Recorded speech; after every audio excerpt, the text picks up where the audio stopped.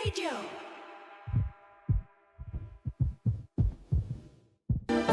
Gusto ko nga rin po palang magpasalamat sa inyo, Papa Dudut, sa saya na hatid ninyo sa amin sa pang-araw-araw. Patuloy ko pong ipagdarasal na sana'y makita ko po kayo ng personal. Anyway, lumaki po ako sa isang mahirap na pamilya at hanggang high school lamang po ang natapos ko. Dahil nga po sa hirap ng buhay ay isa lamang ang pangarap ko. Ang umasenso at maging mayaman. Ngunit alam nating lahat na hindi ganon kadali ang yumaman. Easier said than done. Ika nga. Hindi na rin po ako nakapagkolehiyo at ilang taon pagkatapos kong makagraduate ng high school ay nagtrabaho ako sa isang kilalang resort dito sa Bacolod. Ang pinsang ko po na si Nonette ang nag-refer sa akin sa resort na yon. Katulad ko po ay lumaki din siya sa mahirap na pamilya. Pareho kami na maganda at hindi nakapagtapos ng high school. Pero kahit na ganoon pa man, ay magkaiba pa rin kami ni Nonette. Kasi si Nonette po ay kontento na sa buhay niya. Kahit mahirap sila, sapat na sa kanya ang kinikita niya sa resort dahil kahit papaano ay nakakayanan niyang suportahan ang pamilya niya. Sa kabilang banda ko po ay hindi ako nakokontento sa buhay na salat at nagtatrabaho lamang sa isang resort. At sa mga panahong yon ay hindi ko talaga maintindihan kung paano nakontento si Nonette sa ganong klase ng buhay. Madalas kaming nagdedebate ni Nonette kasi palagi niyang pinapaalala sa akin na dapat ay marunong daw akong makontento. Pero ang lagi ko namang sinasagot sa kanya ay wala siyang mararating sa buhay kung makokontento lamang siya. Bagamat magkaiba kami ng pananaw ni Nonette, ay nagkakasundo pa rin po kami. Tuwing day off namin ay madalas kaming nag-iinuman. At sa mga break time naman ay palagi kaming nagchichikahan. Marami kaming pinag-uusapan. Mga paborito naming GMA teleserye at syempre ang paborito naming mga artista sa GMA at mga episodes ng Barangay Love Stories. Lumipas ang ilang linggo at medyo nakaramdam kami ng pagod sa trabaho sa resort dahil holiday yon. At sobrang daming turista ang nagbabakasyon sa resort na pinagtatrabahuhan namin. Dahil sa sobrang pagod ay nag-decide kami ni Nonette na mag-inuman sa susunod na weekend. At nung nangyari na nga ang pinaplano naming inuman, nag-usap ulit kami ni Nonette tungkol sa mga pananaw namin sa buhay, Papa Dudut.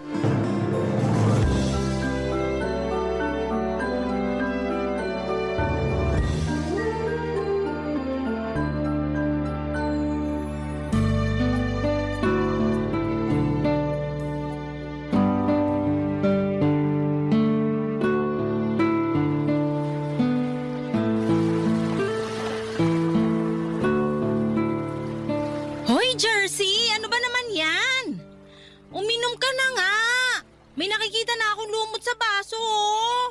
Aloka ka, Nonette. Mag-relax ka nga. Ito naman, paminsan-minsan na nga lang tayo mag-enjoy tapos mamadalin mo pa ako. O eto na, inom na po. Bah! Ang tapang! Ay, ayan! Very good! Mabuti na lang talaga nakapag-relax na rin tayo sa wakas. Sinabi mo pa, non-stop yung dagsaan ng mga guests sa resort. Ang totoo niyan, parang ayoko na nga bumalik dun sa resort eh. Sobrang stressful ng trabaho. Namimilipit na yung katawan ko sa sakit tuwing naka-duty tayo. Hoy, ano ka ba? Magpasalamat ka na lang na may trabaho tayo. Ay nako, Nonette. Kaya hindi ka umaasenso eh. Ang bilis mo makontento. At ano namang masama doon, Aber? Ano ba? Wala ka bang ambisyon sa buhay? Ayokong tumanda na nagtatrabaho lang sa isang resort, no? Kung tutuusin, sobrang swerte na nga natin at may trabaho tayo kahit high school lang natapos natin eh. Bahala ka, basta ako gusto kong makapag-asawa ng mayaman. Gusto kong makapag-abroad, Nonette. Masyadong maliit ang Pilipinas para sa mga pangarap ko sa buhay. Ay, iba siya! So, anong balak mo? Magpapakasal ka sa afam para makaahon sa buhay, ganon? At ano naman masama dun? Alam mo, kung ako sa'yo, gayahin mo na rin ako. Ay, bahala ka dyan. Okay na ako sa buhay ko dito sa Pilipinas. Pwes, ibayin mo ko. Sayang lang ang mga beauty natin kung dito lang rin sa Pilipinas mabubulok. Gusto kong makapag-asawa ng taga-Italy o Spain, ganan. Ambisyosa ka talaga kahit kailan. Kung ambisyosa ako, ikaw naman gaga.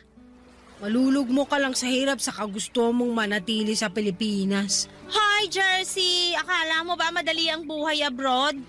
Ang dami kaya nating kababayan na gustong-gusto na makauwi ng Pilipinas. Tapos ikaw dyan, kating-kati na makaalis ng Pilipinas? Pwes, ibahin mo ako. Kasi I am destined for greater things. Ewan ko sa'yo. O eto baso, uminom ka na lang dyan kasi baka may makita na naman akong lumot sa baso. O eto na.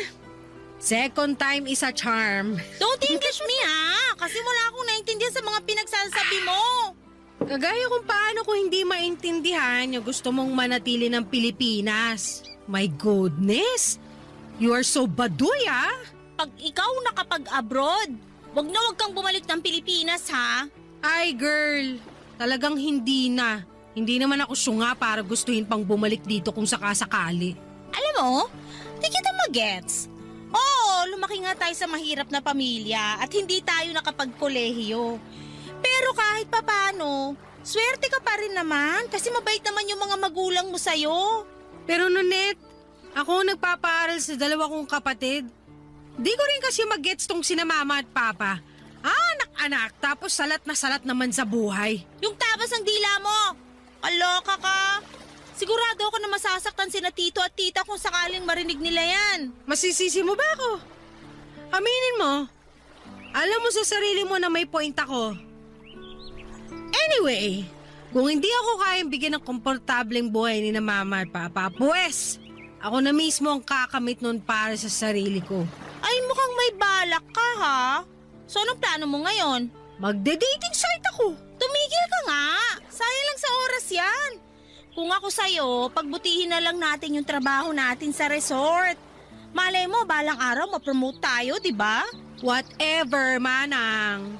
Wala sa listahan kong magtagal sa resort na yun. Nako, kung hindi lang kita pinsan, sigurado kung hindi tayo magkakasundo. The feeling is mutual, manang Nonet. Minom ka na nga lang. O, eto baso. Hoy, ang daya mo Kanina pa ako inom ng inom dito. Ang totoo niyan, medyo nahihilo na ako. Wait ka lang dyan. Kukuha lang ako ng tubig. Sobrang saya namin ni Nonet sa maliit na get-together namin sa beach noong araw na yon. At syempre hindi nawala ang mga palitan namin ng opinyon tungkol sa buhay. Matapos ang ilang linggo ay balik trabaho na naman kami sa resort. Si Nonet kahit na pagod ay patuloy pa rin sa laban. Samantalang ako ay ramdam ko na yung matinding burnout. Hindi ko maintindihan kung paano siya nakakapagtiis at nakakayanan ang trabaho namin sa resort. Sobrang nakakapagod kasi mag-serve ng drinks at pagkain sa mga bisita mula umaga hanggang gabi. Tapos kapag walang bisita ay maglilinis pa kami sa lobby at sa kusina ng resort. Siguro ay napagod na rin ako dahil ako yung nagpapaaral sa mga kapatid ko. Hindi ko talaga maintindihan kung bakit may mga magulang na ang lakas ng loob magbuo ng pamilya. Pero hirap na hirap naman sa buhay. Kaya nga't sinabi ko sa sarili ko na ayaw kong magkaroon ng pamilya. Ang gusto ko lang sa buhay ay ang guminhawa kasama ang mga taong mahal ko at syempre ayaw ko sa Pinoy. Gusto ko ng foreigner. Kasi alam ko na mas mataas ang value ng pera nila sa ibang bansa. Kaya malamang ay magiging sapat ang pera nila para buhayin ako. Simula pa lang ay hindi ko talaga naisip na magpakasal sa isang Pinoy kasi takot akong malugmok pa lalo sa hirap. Nang mga panahong yon, naramdaman ko na yung matinding burnout at lalong lumalakas yung desisyon ko na umalis ng Pilipinas. Sobrang hopeless rin yung paghahanap ko ng foreigner sa dating site. Kasi karamihan sa kanila ay nagpapadala lamang ng malaswang pictures. Grabe. Sobrang nanghinayang ako sa naging experience ko sa dating site.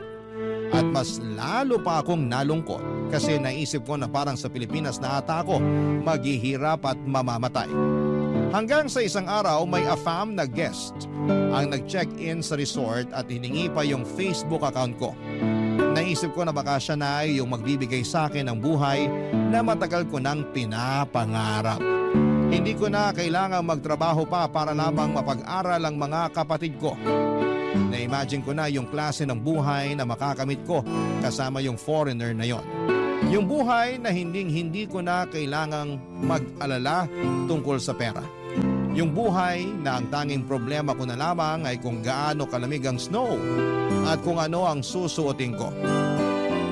Noong naging malinaw na sa akin na may gusto sa akin yung foreigner namin na guest, parang hindi ko na kayang bitawan ang cellphone ko.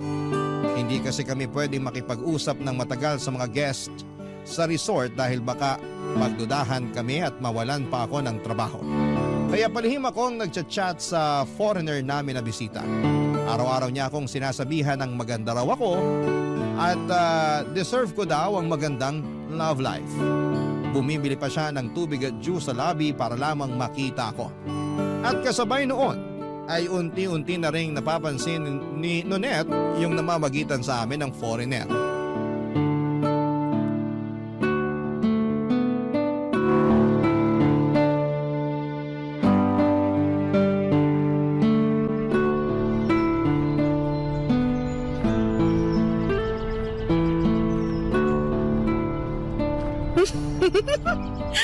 Ang sweet mo talaga. Sobrang gwapo mo pa. Ay, mahuhulog na ata yung panty ko sa'yo. Hoy, Jersey! Yung sahig sa kusina, ang dumi-dumi. Linisin mo na kaya. Patay tayo pag nakita ng boss natin yun. Ikaw nakaisip, di ba? Eh di ikaw ang gumawa. Kakaloka, utusan mo pa ako. Hoy, nilinis ko na yung 2 CR. At isa pa, ikaw ang naka-assign na maglinis ng kusina ngayon. At pwede ba mamaya ka na mag-cellphone? Pag tayo nawala ng trabaho, sinasabi ko sa'yo. Ako, tong babaeng to, oh. Inggit ka lang kasi may kachat ako. Ha? May nahanap ka ng kachat dun sa dating site na sinalihan mo? Hindi galing sa dating site to. Pero mas kabog. Halika rito. May bubulong ako sa'yo. Pero ipangako mong wala kang pagsasabihan, ha? Puro ka kalokohan. Bakit? Ano ba kasi yun? Yung guest sa room 14, palagi nang nagchat-chat sa akin. Alam kong may gusto yung foreigner na yun sa'yo kasi palagi kanyang tinititigan. Pero Jersey, bakit umabot na sa chat? Sigurado ako masisisante ka pag nalaman ng boss natin to. Manahimik ka nga dyan, Manang. Wait lang, ha? I love you too. So sweet. Ang landi mo talaga? Mamatay ka sa inggit. Jersey, sa totoo lang, natutuwa ako para sa'yo. Kasi bilang pinsan mo, masaya ako na may love life ka kahit papano. Pero kasi, may tamang oras at lugar para dyan. Lalong-lalo na guest pa natin yung chinachat mo. Sumabay ka na lang kasi. Hindi naman ako mapapahamak kung hindi ka magsusumbong, di ba? Jersey, binigyan tayo ni boss ng salary increase nung nakaraang linggo. At kung ibabudget mo lang yung pera mo, sigurado ako na hindi ka mahihirapan. Yun na nga yun. Ayoko mag-budget. Bakit ako magtitipid kung may lalaki namang kayang ibigay sa akin ng lahat ng gusto ko with no limitations whatsoever, di ba? Mag-isip-isip ka nga. Hindi pa nag-iisang linggo simula nung nakilala mo yung foreigner na guest. Masaya ako na may nagpapakilig sa'yo, pero sana naman, kilalanin mo muna yung tao. Isa lang ang kailangan ko malaman, Nonette. At yun ay ang laman ng wallet niya. Ay, speaking of, alam mo ba na ang daming tig-1,000 sa wallet niya? Tapos ang dami-dami niyang credit card. So may sinasabi ko sa'yo yung sinasahod natin sa isang buwan, parang 1 oras niya lang ata kinikita. Ah, kaya naman pala kinikilig ka dyan. Kasi nakita mo na pala yung laman ng wallet niya. Hoy! Aminin mo, gwapo rin naman siya, di ba? Sinasabi ko sa'yo, Nonette, hindi ko na to pakakawalan. Ay, Wala ka na talagang ibang inisip kundi pera, ang magkaroon ng mayamang asawa at ang makapag-abroad. Kung gusto mong mabulok dito, be my guest. Pero wag ako. Bahala kang amaging dito. Hoy, naririndi na ako sa kaka-Ingles mo. Naluloka na ako sa'yo ha? Bakit ba kasi hindi ka nalang makontento dito? Yung mga foreigner nga dito mismo sa Pilipinas nagre-retire kasi nagagandahan sila dito. Tapos ikaw naman nuknuka ng... ano nga ulit tawag nila dun? Yung mas sinusuportahan mo pa yung ibang bansa kaysa sa sarili mong bansa? Colonial mentality. Oo, yon. Ikaw yon. Ikaw na ikaw. Walang duda.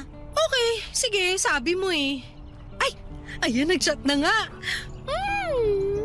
Pakinggan mo, sabi niya, I want to meet you after your shift. Ay, perfect!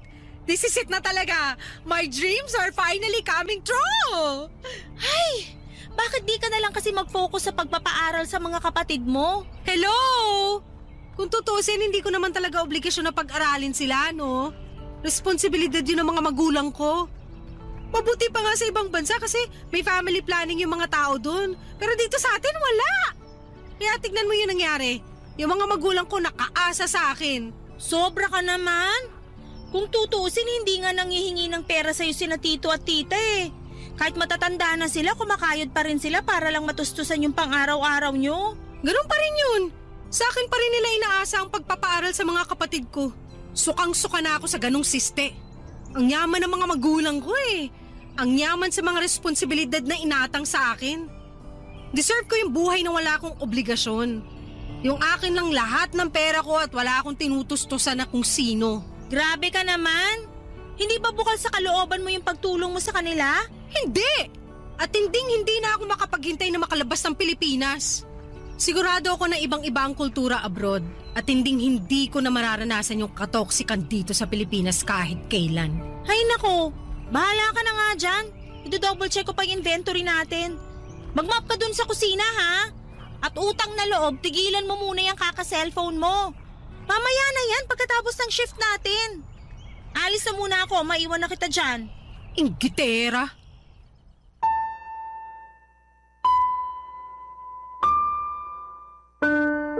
Papadudod pagkatapos ng shift ko ay nakipagkita ako ng palihim sa foreigner na guest namin sa resort.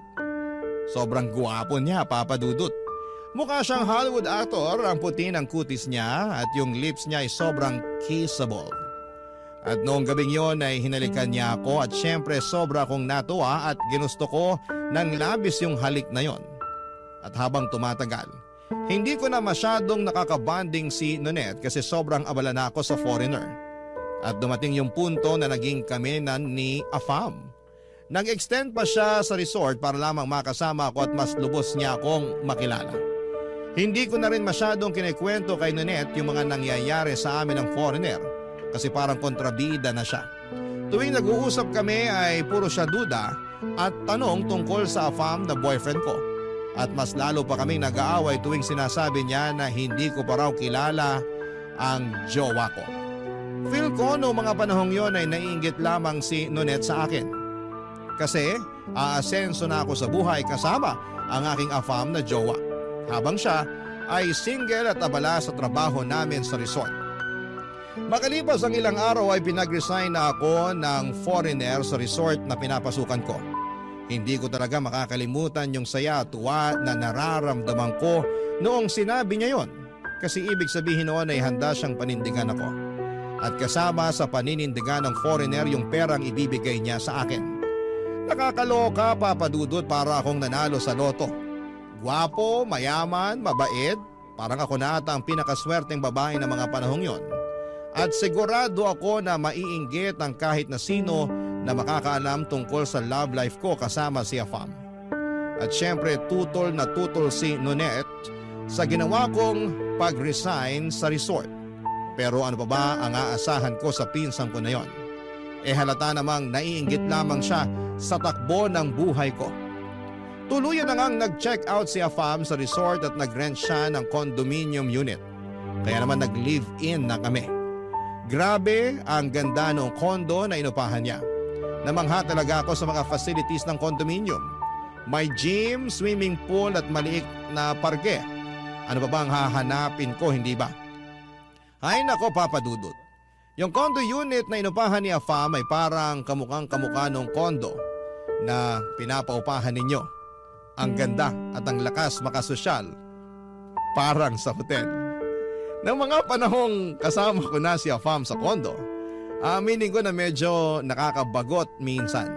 Pero hindi ko pinagsisisihan yung desisyon na yon. Ang masasabi ko lang talaga na mga panahong yon ay this is the life. At syempre hindi na ako magkakaproblema pa sa pera.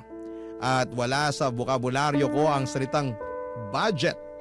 Kasi swipe lamang ako ng swipe sa credit card at debit card. At sagot na ni Afam ang lahat ng luho ko ng mga panahong yon, Papa Dudut. Barangay Love Stories. Barangay Love Stories. Makalipas ang ilang linggo ay napag-alaman ko na ichinismis ako ng magaling kong pinsan sa mga magulang ko. Ikinuwento ni Nonet sa mga magulang ko na nag-resign na ako sa resort at tuluyan na akong nakipag-live-in kay Afam.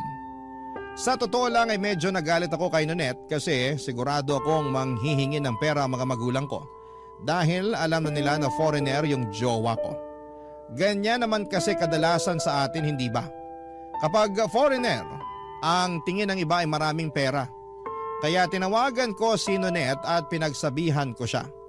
Pero ang sabi niya sa akin ay nagwo-worry lamang daw siya sa akin kaya niya ikinuwento sa mga magulang ko yung mga tungkol sa pakikipagrelasyon ko at pakikipag-live-in kay Afam.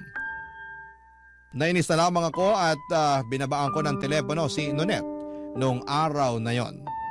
Lumipas ang ilang linggo at tumawag sa akin ang mga magulang ko at pinakiusapan ako na bayaran ko na raw yung tuition fee ng mga kapatid ko. Sa totoo lang ay naiinis din ako noong narinig ko yon. Kasi ang nasa isip ko na mga panahong yon ay baka abusuhin na ako ng mga magulang ko. Lalo na ngayon na alam nila na may kinakasama akong Afam. Nanindigan ako noong mga panahong yon at sinabi ko sa mga magulang ko na babayaran ko pa rin yung tuition fee ng mga kapatid ko. Pero hindi ko dadagdagan yung pera ang ibibigay ko. Kasi after all ay tuition fee lang naman yung pinagkasunduan namin in the first place. At sinabi ko rin sa mga magulang ko na once nakapagtapos na yung mga kapatid ko ng high school ay hindi na ako magpapadala para sa pangkolehiyo nila. Kasi hindi ko naman responsibilidad yon at pwede silang maging working student para nang sa ganon ay malaman din nilang hirap at hindi madali ang kumita ng pera. At isa pa, responsibilidad ng mga magulang ko ang pag-aralin ng kanilang mga anak. Kaya sa tingin ko ay sapat na yung tumulong ako na makapagtapos sila ng high school. Actually, dapat pa nga ay magpasalamat ang mga kapatid ko sa akin. Kasi yung iba dyan ay hindi na nakakapag-aral at all. Makalipas nga ang ilang buwan ay nag-level up na ang relasyon ko with Afam, Papa Dudut. Gusto na niya akong dalhin abroad at doon na manirahan na kasama siya. Eto na yon, yung matagal ko nang inaasam-asam. The moment I've been waiting for is finally coming true. Nagpakasal kami ni Afam dito sa Pinas sa isang huwes at nag-apply kami ng spousal visa. Pagkatapos ay napakahabang proseso ay naging successful naman ang lahat. At nakapag-book na kami ng ticket para makaluwas na papunta sa abroad. 4 days bago kami nakaschedule umalis ng Pilipinas, tinawagan ko si Nonet at niyaya ko siyang pumunta sa isang bar para sa isang maliit na celebration o konting inuman. At fortunately ay pumayag si Nonet na makipagkita sa akin noon, Papa Dudut.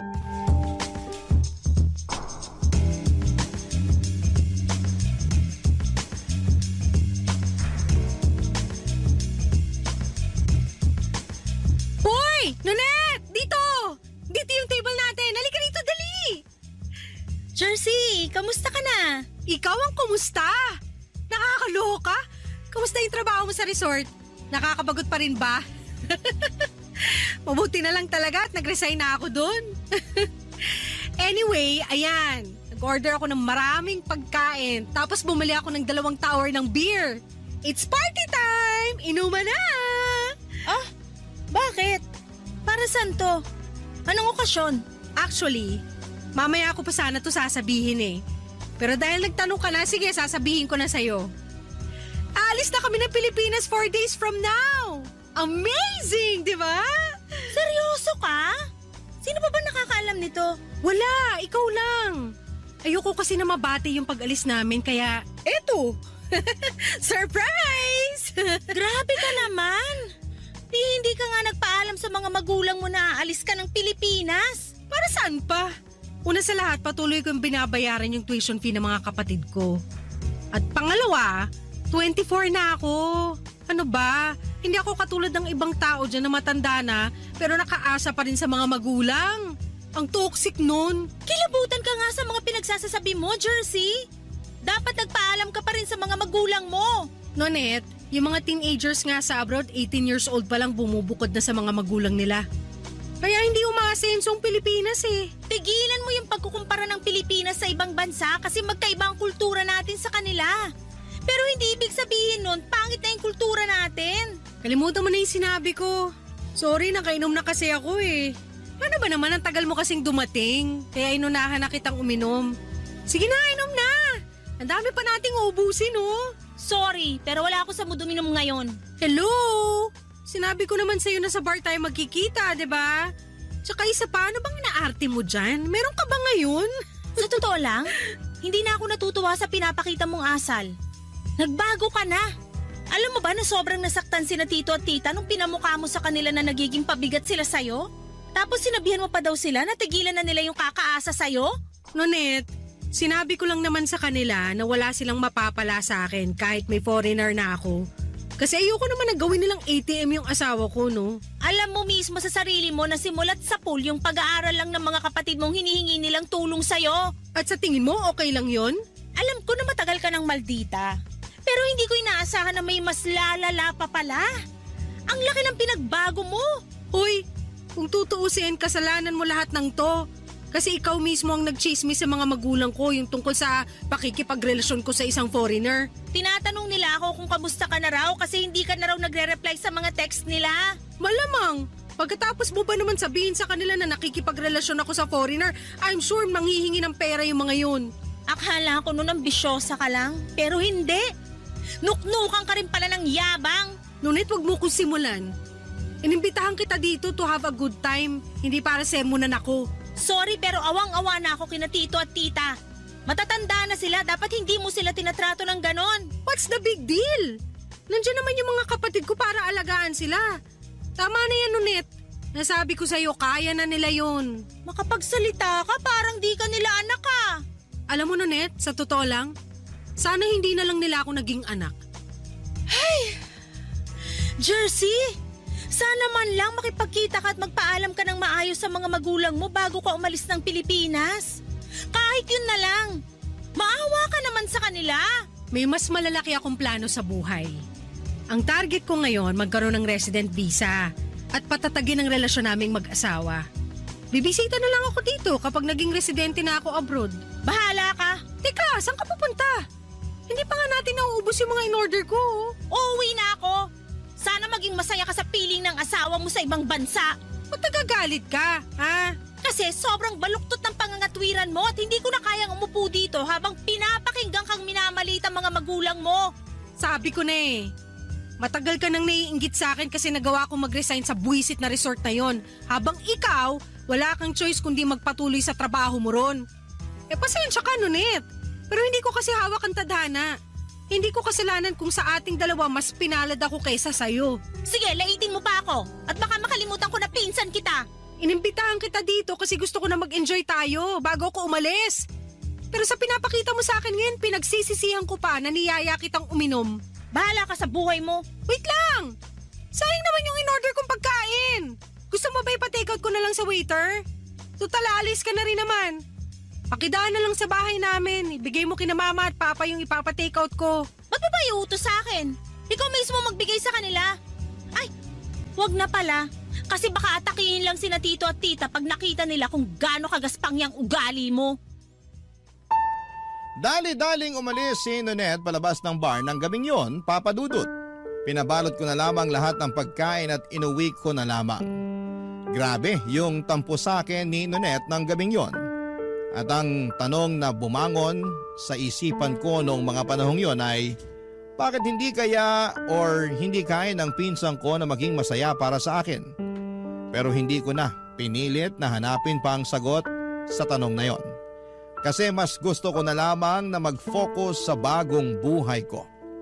4 days later ay iniwan na namin yung maganda na kondo na inuupahan ng asawa ko at umalis na kami ng Pilipinas. Hindi ko na po i-mention kung taga saan ang asawa ko pero ang masasabi ko lamang ay sobrang ganda ng lugar. Papadudot malinis yung kalsada, malamig ang weather at talagang ibang-iba siya kumpara sa lugar na kinalakhan ko. Natatandaan ko pa yung first time na nakakita ako ng snow. Sobrang nakakamangha at nakakapanibago. Talagang humilata po ako sa snow kasi yung mga napapanood ko lang dati sa mga pelikula ay finally ay nararanasan ko na rin in real life. Hindi ko po makakalimutan na tawa lang ng tawa yung asawa kong foreigner noong time na yon habang ini-enjoy ko yung pagkamangha ko sa snow. At mas lalo lang akong naging masaya sa desisyon ko na umalis ng Pilipinas kasi namuhay ako ng marangya na parang isang prinsesa. Yung cabinet ko noong time na yon ay punong-puno ng sapatos at jacket kasi hindi ko na kailangang mamili pa kung ano ang bibilhin ko. Kapag may dilema ako between 2 or more items, I don't choose. I buy them all. Ganon ako ka-spoiled at kamahal ng asawa ko. Mapapasana all na lang talaga ang lahat sa buhay ko na yon. At tungkol naman sa mga naiwan na tao sa Pilipinas ay kinausap ko lamang sina mama at papa tuwing nagpapadala ko ng pera para sa tuition fee ng mga kapatid ko. Si Nonette naman ay hindi ako kinakausap. Pero friends pa rin kami sa social media. At somehow ay iyon ang naging assurance ko na okay pa kami kahit papaano. Kasi hindi pa niya ako binablock. Lumipas sa mga linggo at naging mapayapa ang takbo ng buhay ko sa ibang bansa. Hanggang isang araw, nabigla ako nang bigla akong tawagan ni Nonette. Hindi ko inaasahan na tatawagan niya ako kasi matagal-tagal na rin since nung last time na nagkausap kaming dalawa, Papa Dudut.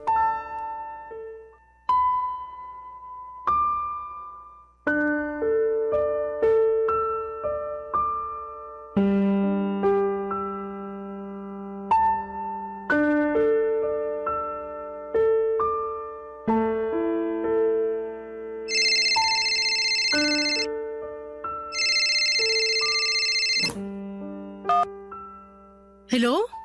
Nonette? Jersey! Uy! Ang tagal na mula nung huli tayo mag-usap ah. Balita sa'yo. Jersey, I'm sorry kung ngayon lang ako nakatawag sa'yo pero Uy, okay ka lang ba? Anong problema? yung mama mo kasi… Tungkol ba to sa tuition fee ng kapatid ko? Huwag ka mag-alala, nakapagpadala na ako sa kanya last week. Pero kinlaro ko na hindi ko dadagdagan yung pera kasi yung tuition fee lang naman yung sagot ko eh. Wala nang iba. Sa totoo lang, dapat nga magpasalamat pa sila sa akin na sagot ko pa rin yung tuition fee ng mga kapatid ko. Kasi alam mo ba na dito, kahit high school student pa lang, nagtatrabaho na yung mga bata. Ang ganda sana kung pati sa Pinas ganun ang mindset ng mga estudyante. Makinig ka nga muna sa akin. Si tita kasi… nasa ospital siya ngayon. Ha? Bakit? Ano nangyari kay mama?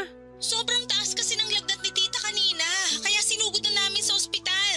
Hala, mukhang alam ko na kung saan papunta tong usapan na to. Nasa labas ako ngayon ng hospital room ni tita. Pero papasok na ako sa loob para makausap mo siya. Yan ang wag mong gagawin. I'm sure nagpapahinga na yung si mama. Hayaan mo na muna. At nga pala, Jersey. Ay naku, pustahan tayo. Alam na alam ko na yung sasabihin mo. Pero sige, hayaan kita magsalita. Ano yan? Sa susunod na linggo pa kasi yung sahod ko. Tapos sina tito at tita wala ring pera kasi kakabili lang nila ng grocery nung isang araw para sa mga kapatid mo.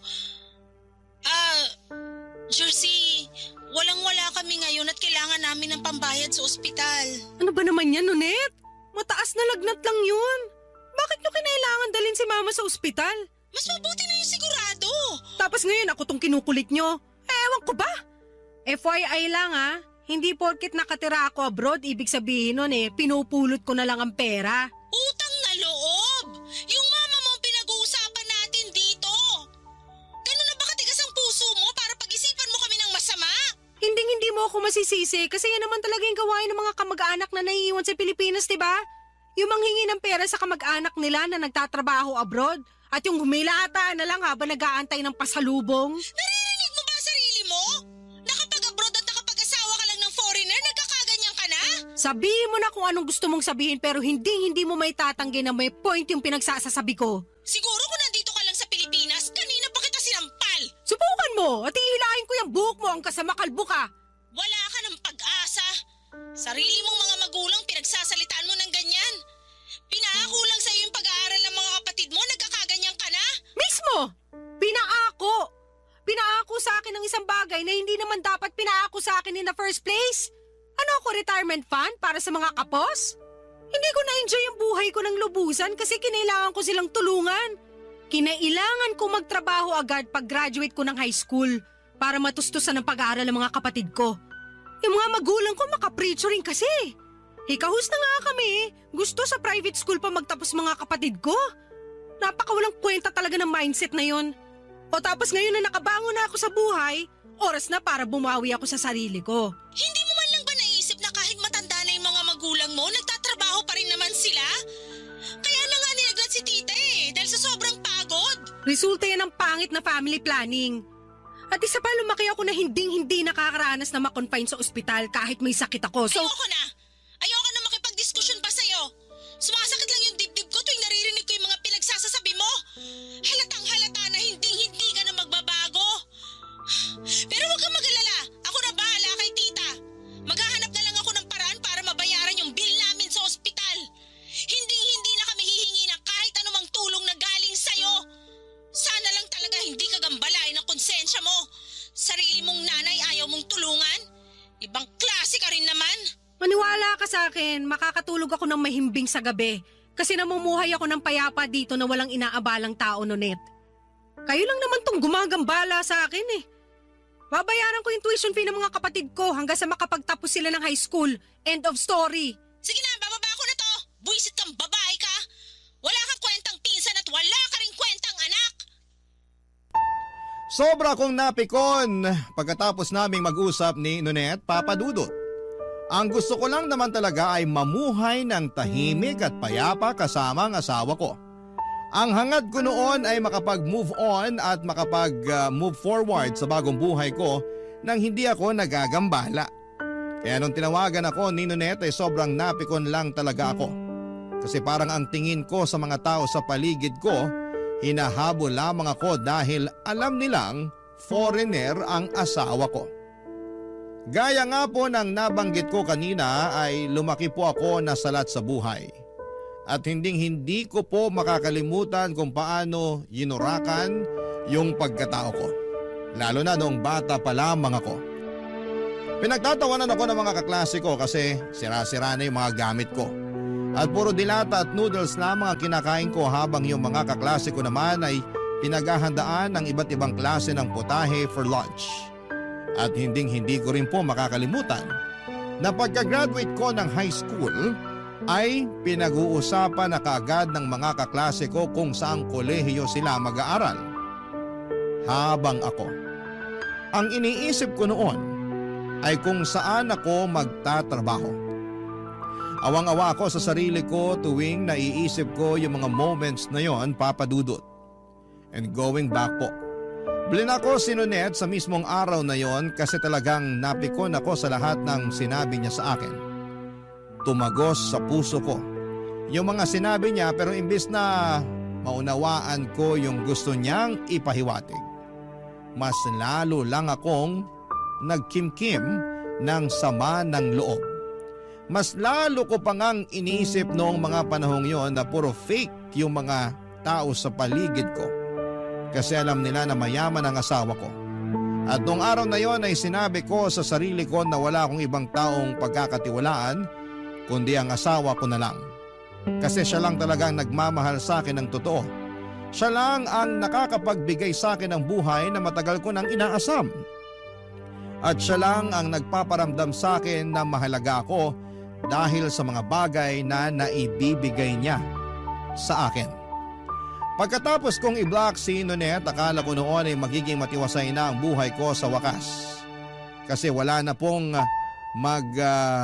aabala sa akin. Ang tanging kailangan ko na lamang gawin ay bayaran ang tuition fee ng mga kapatid ko.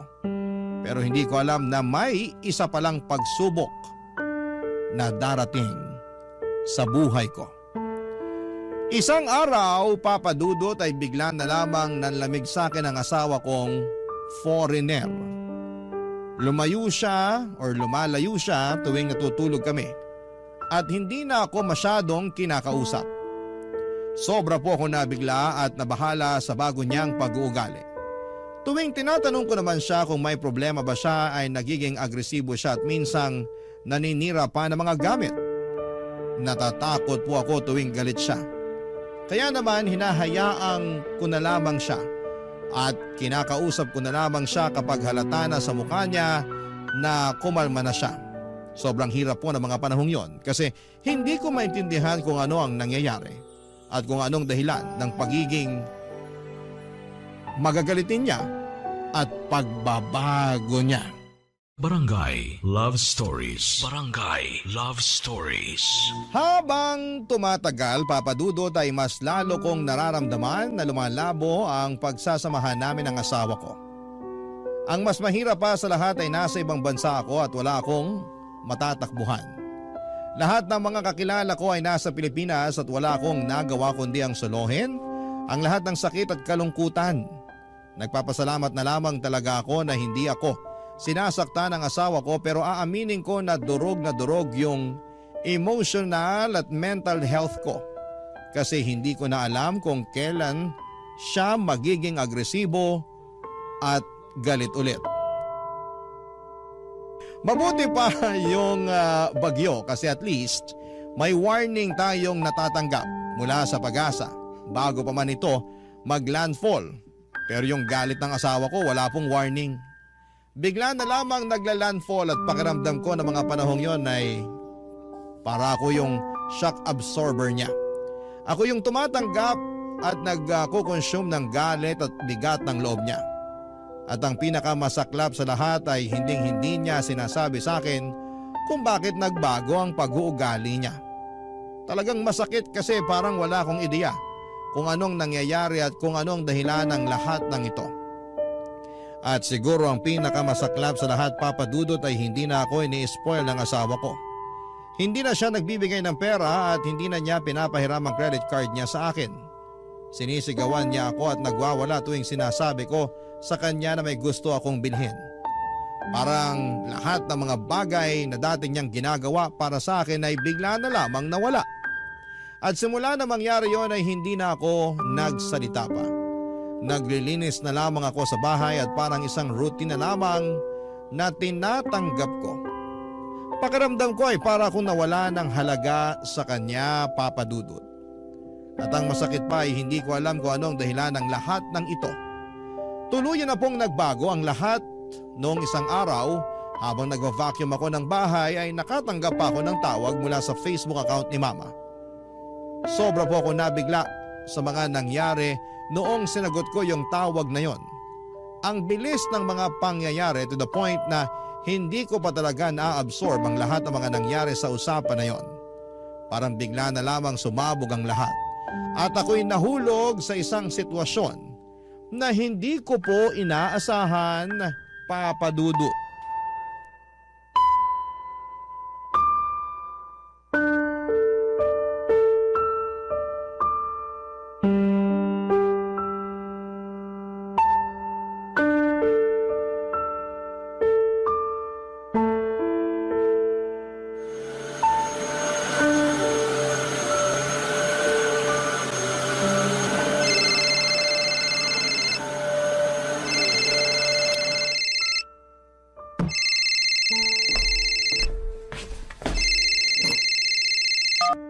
Hello? Ma? Jersey! Teka lang, sino to? Jersey! Sino neto? Nonet! Bakit nasa yung cellphone ni Mama? At bakit ka naman napatawag? Ano na naman ang kailangan mo sa akin? Wala akong kailangan sa'yo! So bakit ka nga napatawag? The last time I check, hindi tayo bate. At bakit mo pinakailaman yung cellphone ni Mama, ha? Umuwi ka na nga, Nonet. Akala mo ba hindi ko napapansin na palagi mo nang kasama si Mama at Papa? Masyado kang bida-bida eh. Makinig ka muna sa akin! Oras kong sinasayang mo. Magsalita ka na. Jersey! Si tita kasi...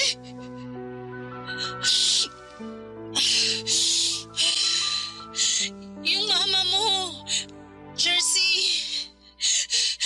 Hoy, kumalma ka nga. Hindi kita maintindihan. Ano ba nangyayari sa'yo? Wala na siya! Ha? Ano ibig mong sabihin? Paano wala na? Patay na mama mo, Jersey!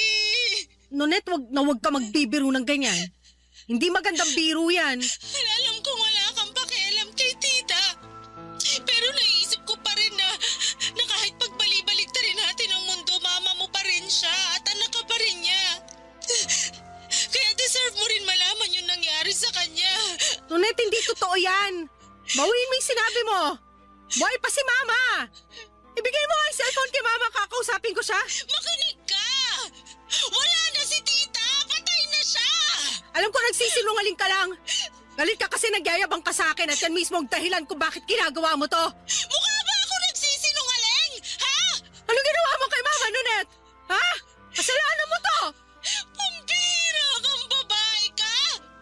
Paano ko naging kasalanan to, ha? Ikaw ang palaging kasama ni Mama.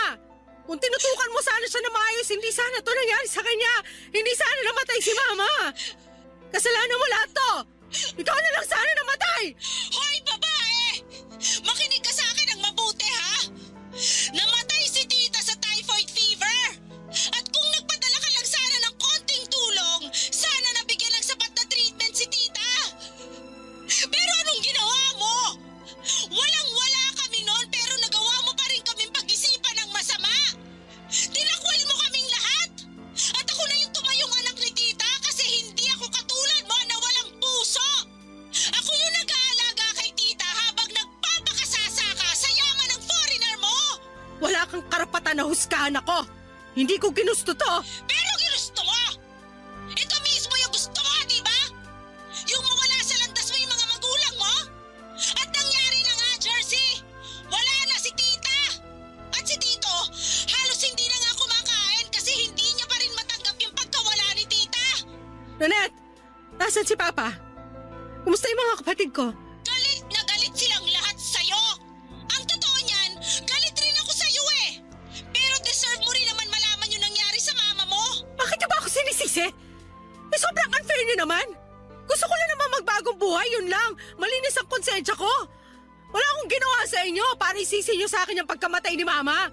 Mismo! Wala kang ginawa! Wala kang ginawa para iligtas yung sarili mong ina! Hindi ako nagkulang ng paalala sa'yo! Kahit na alam kong simulat sa pulpa lang, kinamumuhian mo yung pamilya mo! Tinawagan pa rin kita para ipaalam sa'yo yung mga nangyayari sa kanila dito! Pero ikaw lang naman tong walang puso na pilit pinuputol yung ugnayan mo sa kanila! Nonet, hindi mo ako masisisi. Natakot ako eh. Ayaw ko lang maramdaman yung pakiramdam na ginagamit ako dahil lang may kaya yung asawa ko. Buwisit na dahilan yan! Oo, Jersey, lumaki kayo sa hirap!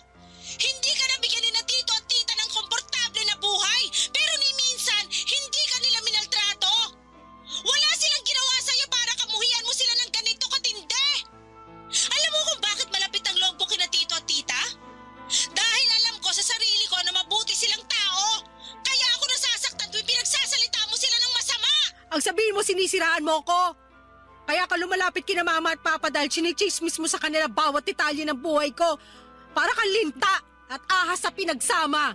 Yang inggit mo sa akin, nanunuot sa buto. Kaya mo ako sinisiraan kasi hindi mo matanggap na mas maganda na ngayon ang buhay ko kaysa sa buhay mong patapon pa rin hanggang ngayon. Kahit kailan, hindi ako nainggit sa'yo! Alam mo kung bakit? Kasi puno ng galit at poti ang buong pagkatao mo!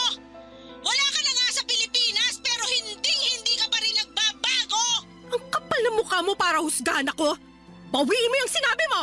Ayaw ko sanang sabihin to, pero sa palagay ko, mas matatahimik na si tita ngayon. Kasi hinding-hindi na niya mararanasan ang pangapi mo sa kanya. Sobrang nagulantang po ako nang sinabi ni Nonette na patay na si Mama. Nang malaman ko na yung unang beses na nagka-high fever siya, typhoid fever pala yun. Isang sakit na nakamamatay na madalas ay hindi agad natutukoy. Doon ko na na-realize na parang ako yung may kasalanan. Pero ayokong aminin noon kaya lahat ng sisi ay ipinasa ko po kay Nonette. Pero habang tumatagal ay naisip ko na naging sakim at madamot ako. At yun ang isa sa mga dahilan kung bakit hindi nabigyan ng tamang treatment si Mama. Sobrang lungkot ko po noon at gusto ko sanang makadalaw sa Pinas. Pero wala akong pera at may hindi rin kami pagkakaintindihan ng asawa ko. Alam ko na magagalit siya kapag nalaman niyang nagbabalak akong umuwi, kaya nagtiis na lamang muna ako at hindi na ako nakadalo sa libing ni Mama. At si Nonette at Papa na lamang ang gumawa ng paraan para maitawid ng maayos ang burol ni Mama. At dahil nga hindi na ako binibigyan ng asawa ko ng pera, ay hindi ko rin nakayanan na magpadala para sa libing ni Mama. Lumipas ang mga gabi papadudot at nagtuloy-tuloy ang mga bangungot ko. Lahat ng nightmares ko, isang tao lang ang palaging laman, si Mama. Ang pinaka nakakatakot siguro ay yung nakita ko ang mukha ni Mama na puno ng dugo habang sinasakal niya ako at humihingi ng tulong. Hindi ko na kinaya kasi tumagal-tagal na yung mga ganong panaginip ko at pati konsensya ko ay binabagabag na ako. Kaya't ikinuwento ko na sa asawa ko lahat ng mga nangyari kay Mama at nagbabaka sakali akong bibigyan niya ako ng pera para makadalaw ako ng Pinas. Ang akala ko talaga ay dadamayan at maintindihan ako ng asawa ko. Pero imbes na damayan ako, sinampal niya ako at muling nagwala. Galit na galit siya. Sabi niya isawang-sawa na raw siya sa pagwawaldas ko ng pera niya mula pa noong umpisa. Ibinulgar din niya ang dahilan kung bakit nagbago ang ugali niya ay dahil nalugi na raw ang negosyo niya at kamakailan lang ay nag-file na siya ng bankruptcy. Na-overwhelmed daw siya dahil mawala na sa kanyang negosyong or nawala na ang negosyong pinaghirapan niya ng ilang taon. Pero hindi ako nakapagpigil, Papa Dudut. Sumabat ako at sinabi ko sa kanya na hindi sapat na dahilan yon para maltratuhin niya ako. Mas lalo siyang nagwala at doon ko naramdaman na wala ng pag-asa ang relasyon namin. Kaya unting-unting ibinenta ko na online yung mga bags ko, mga sapatos at shirts na pinamili ko hanggang sa nakalikom po ako ng sapat na pera para makabalik na sa Pilipinas. Tinakasan ko ang asawa ko at umuwi na ako sa amin. Noong nakarating ako sa amin ay itinakwil ako ni Papa at ng mga kapatid ko. Ako pa rin ang patuloy nilang sinisisi sa pagkamatay ni Mama. Wala na akong trabaho noon at wala na akong ibang malapitan kaya naman nag-decide ako na mag-apply muli sa resort kung saan ako dati nagtatrabaho. At agad akong natanggap. Pero iba na ang takbo ng lahat. Kasi si Nonette na pala ang naging manager habang ako ay bumalik sa pagiging all-around staff. Sobrang bagsak na bagsak ang pride ko ng mga panahong yon.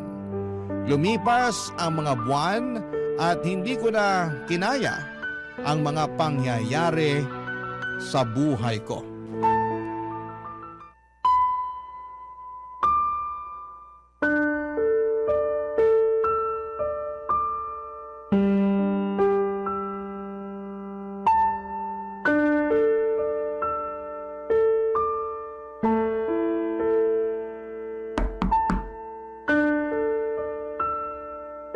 Pasok!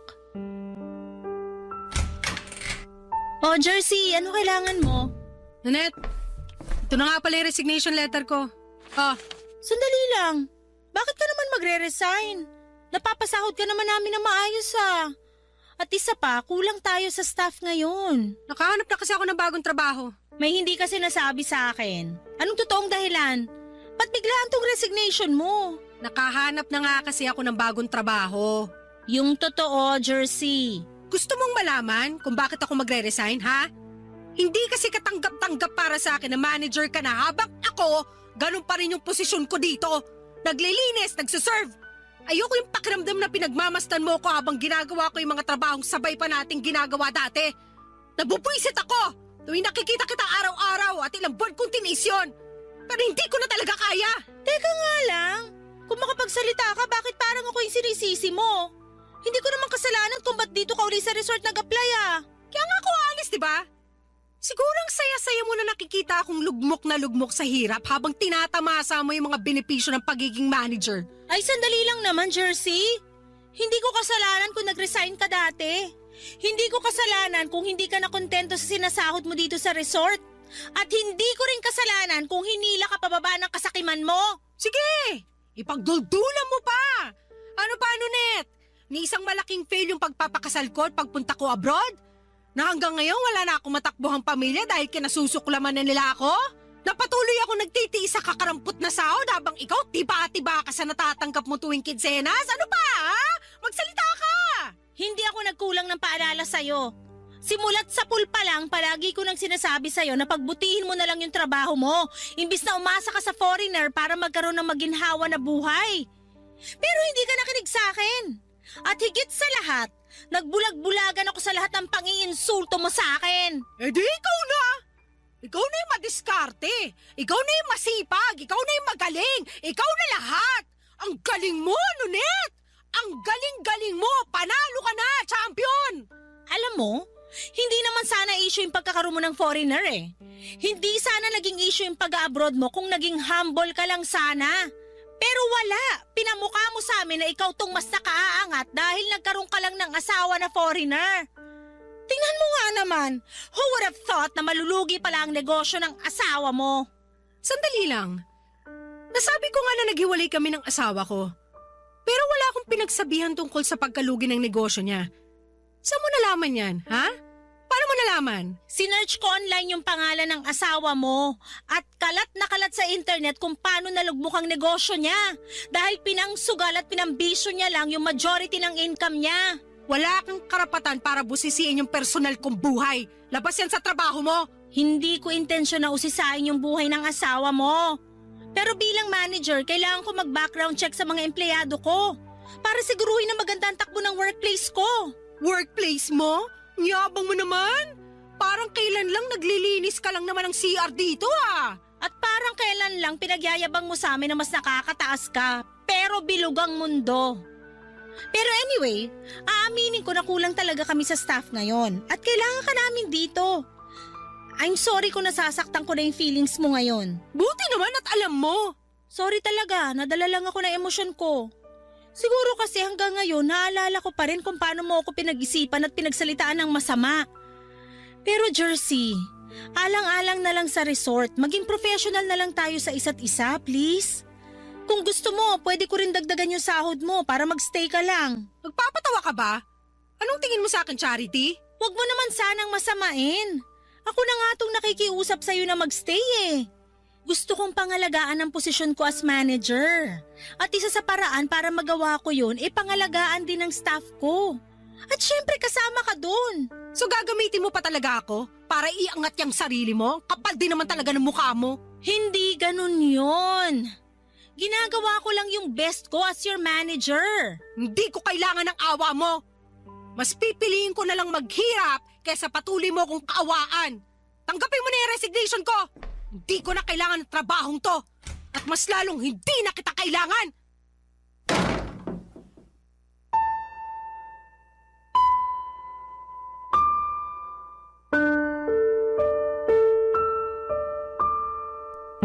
Papadudot awang-awa ko sa sarili ko noong araw na yon. Parang hindi ko matanggap na ang posisyon ko ngayon ay under sa management ng isang tao na dati ko pang minamaliit. At ang pinakamasakit ay ayaw ko na nararamdaman kong kinakawawa ko. Siguro ay marami sa atin ang ayaw na makaramdam ng ganitong klase ng emosyon, hindi ba? Kaya siguro nagbitaw ako ng mga maanghang na salita kay Nonet noong nag-resign ako kasi sobrang naapektuhan yung pride ko. Pero mapaglaro ang tadhana, Papa Dudut, kasi hanggang ngayon, pakiramdam ko ay nasa ilalim pa rin ako ng gulong. Ayoko pong sabihin kung anong trabaho ko ngayon, baka mabash po ako ng mga kabarangay natin, pero sabihin na lang po natin na mas mababa na ang posisyon ko at ang sahod ko kumpara noong nasa resort po ako nagtatrabaho. Grabe po yung naging experience ko sa buhay. Para siyang roller coaster, mabilis at nakakahilo. Pero sa ngayon ay mas natutunan ko ng pahalagahan yung maliit na bagay. Hanggang ngayon ay naaalala ko pa yung takot at trauma tuwing nagagalit at nagwawala ang dati kong asawa na Afam. Hindi man ako mayaman ngayon pero at least wala na akong kinakatakutan at mas malaya na akong nakagagalaw. Sa ngayon po ay naghahanap ako ng murang abogado kasi bala ko nang ipaanal ang kasal namin para makapagsimula ulit ng panibagong buhay. Sa totoo lang ay hindi ko po alam kung saan ko huhugutin ang perang kinakailangan ko. Pero pagsisikapan ko po yun. Wala na po akong contact sa ex-husband ko pero friends kami sa Facebook at nakita ko na may bago na siyang